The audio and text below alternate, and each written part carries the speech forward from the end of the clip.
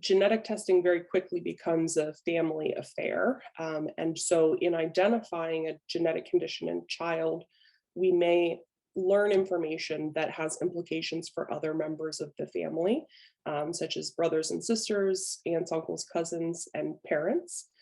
So in some cases, genetic conditions can be inherited from parents. And so it's helpful for us to understand if that's the case, and is there a chance that this could happen again in the future? Um, as sort of a limitation of genetic testing, in understanding that a condition was inherited, there is often a lot of guilt that's associated with that for parents, and even grandparents. That certainly spills into other members of the family in not knowing that this was running in the family. Was there something that they could have done to prevent this from happening? Or was there something that they did during a pregnancy or before pregnancy that could have had a different outcome? In most cases, the answer to that is no.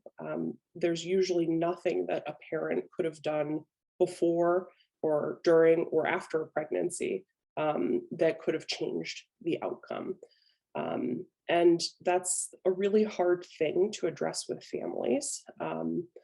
Guilt is sort of a universal parental feeling, even outside of having a child with a health problem.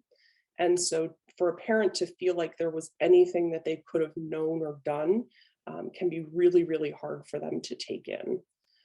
So the counseling piece is for me to help parents identify those feelings, cope with those feelings, and to plug them into resources to address those feelings. Um, and I don't know that those feelings ever go away, but they can be easier to manage if we know that they're there and we can intervene.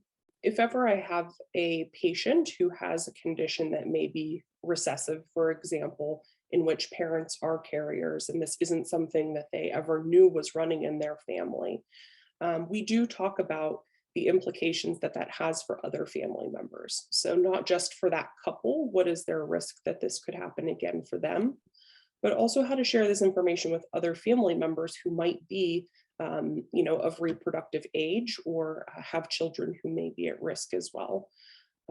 So sort of at the baseline, my job is to educate families about the condition, including its inheritance pattern.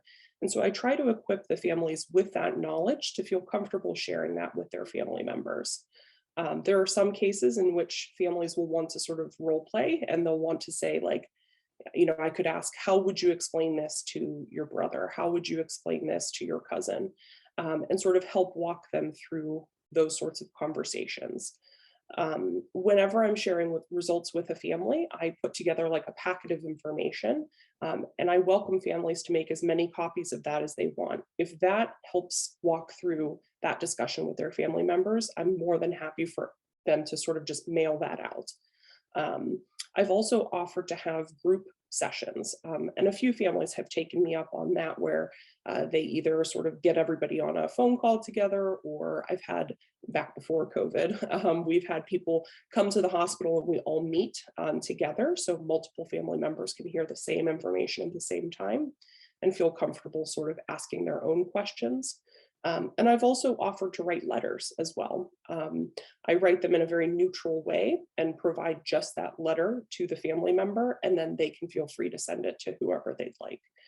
So those are some ways that I try to help facilitate that conversation, if the family feels comfortable sharing that information.